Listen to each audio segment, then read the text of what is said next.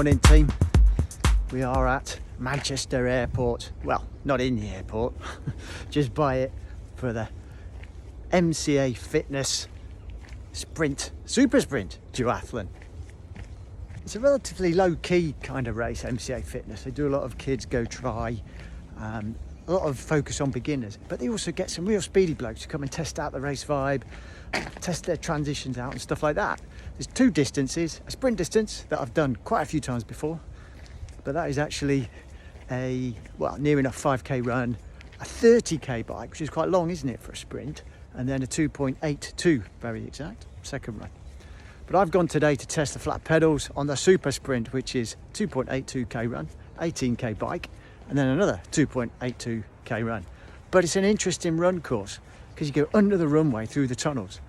Your GPS is good for your watch, but it's a good little event. I'm going to test out my flat pedals. So it's Super Sprint and hopefully super speedy transitions. Right, just finishing the warm up. Short intro today. The sun has stayed out, which I don't think it would do, which is great. It's a small field, like I said, compact and bijou. The sprint guys are out on the course. We may get mingled in with them on the second run.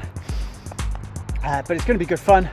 And it's all about the pedals and really blasting the run as hard as I can. See how it goes. Get a good workout. Okay, see you out on the course. In 5, 3, 2, 1.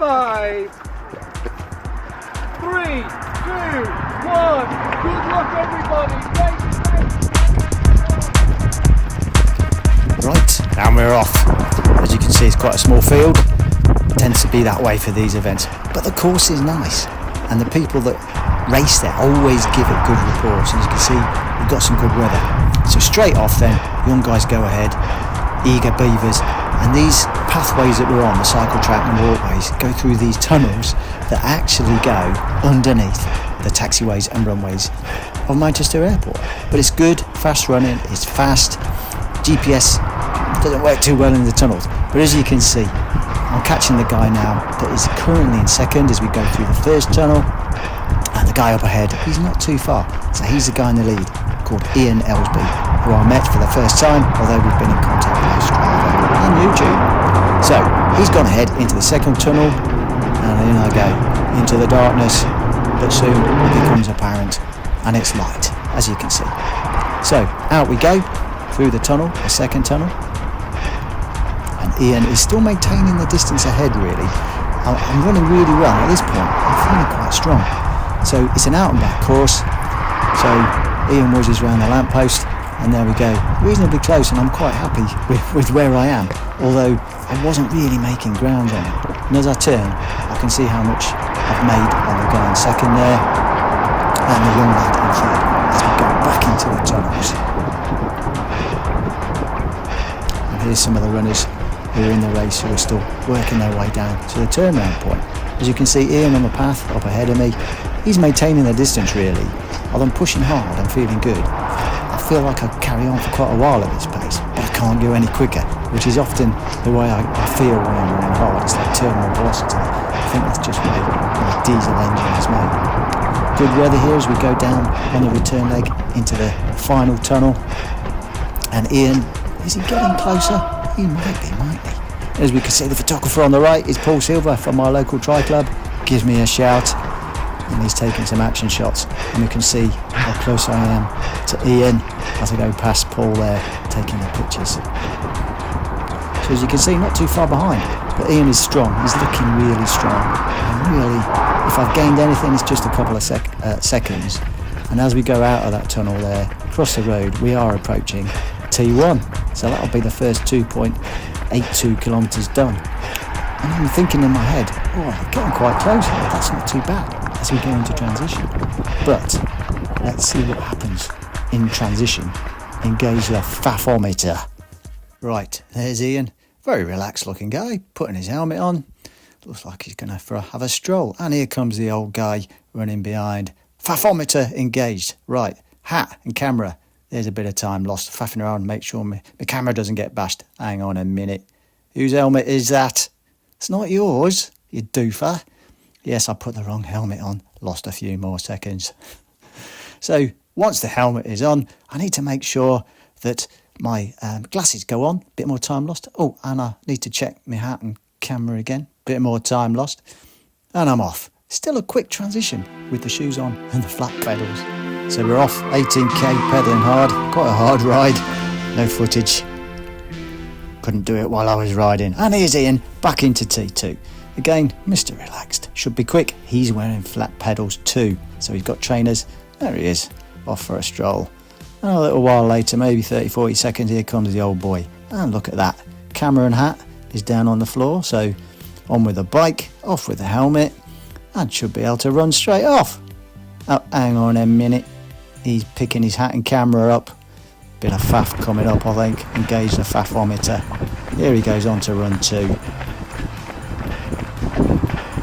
okay at the moment, legs feeling a bit heavy. Oh, hang on a minute, faffometer, I need to check my camera. Slowing down, running there. Should be sorted now though, I've checked my camera, all is good. Oh, hang on a minute, something else is going wrong. Oh no, tried to put my hat on, my glasses are falling off. Oh, bit of a faff there, more time lost. The joys of trying to film a duathlon run. Are you done now? Well, the legs are gone. Back in the tunnels, and my calves are feeling like lead weights. Just not going well. And I thought, oh my word, there's an aeroplane, it's going to land on me. But we're okay actually, the calves start to loosen up, and all of a sudden, I'm feeling pretty similar to how I was on the first run. Feeling strong. There goes Ian, giving me a wave. He's actually pulled ahead quite a bit, and he was running really strong. So on this turnaround then, a few guys ahead of me. These are some of the runners from the sprint event that set off way before me. So I'm whizzing around the lamppost, and if I can chase these guys down, there's another aeroplane cruising by into the tunnel in search of Ian, but I think he's long gone. There's somebody else from my hometown, Newcastle, Underline.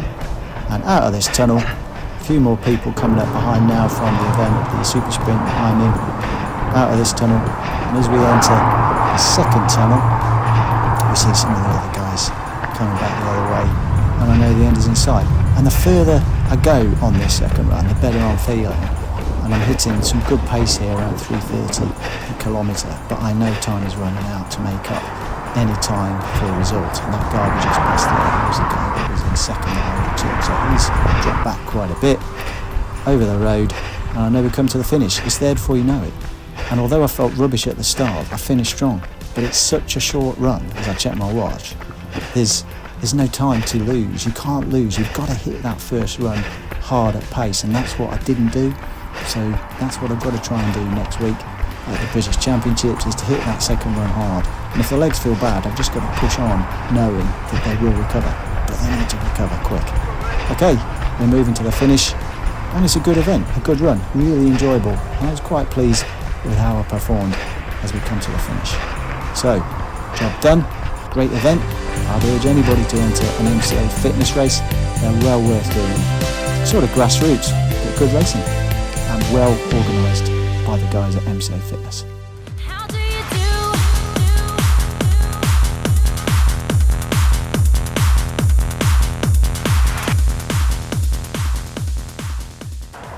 Job done. Race done. I actually felt quite good on that. Felt really strong on the first run, and wasn't far behind the guy that came in first, Ian Elsby. Hello Ian, first time I met him, Strava buddy. The weather was quite good actually, it was chilly, but the sun stayed out. Right, so quick debrief then. Not many in the race, but that's what I expected. But there were some fast boys there.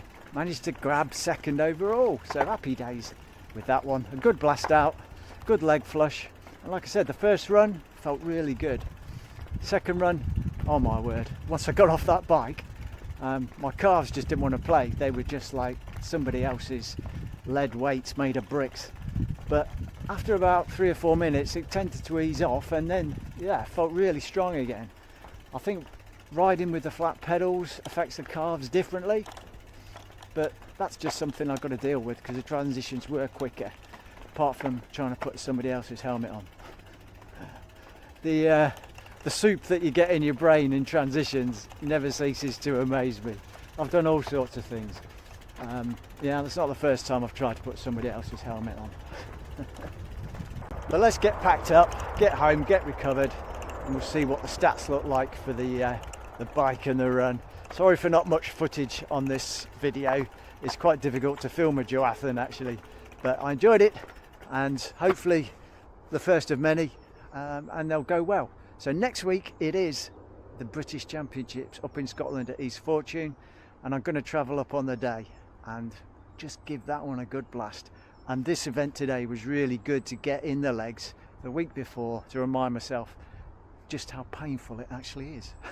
See you in the next video.